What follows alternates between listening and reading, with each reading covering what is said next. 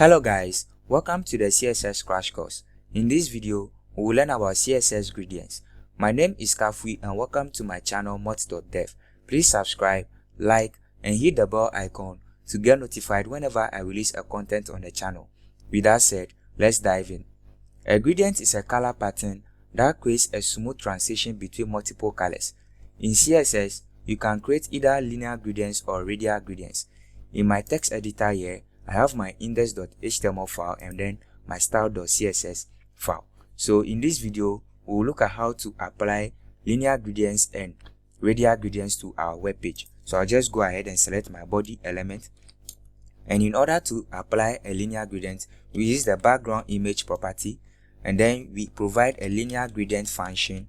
And then the values we provide to the linear gradient function are the direction and then the color. So I'll just say to left, comma, then red, comma, blue, comma, yellow, and then finally comma, green. And when I do that and save, you see that we have this linear gradient on our web page. So I can change the direction to, let's say, top, and when I do that and save, you see that it is being applied to the top direction. I'll change it to bottom. When I save, it gets applied to the bottom direction, and finally when I change it to right and save, it gets applied to the right direction. Now I'll just go ahead and copy this and comment it out and then paste it here. Now one thing we can do is that we can provide the direction in degrees or in angles. So I'll just provide a 57 angle here, which is degrees, and use this degree value. When I do that and save, our gradient is being applied in this angle, in this direction, using angles. So I'll comment this out.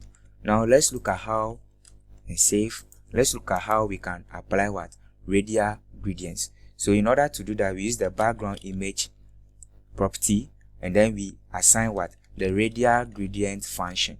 And then I'll just go ahead and put in my colors. So I'll just put red, yellow, green, and then blue.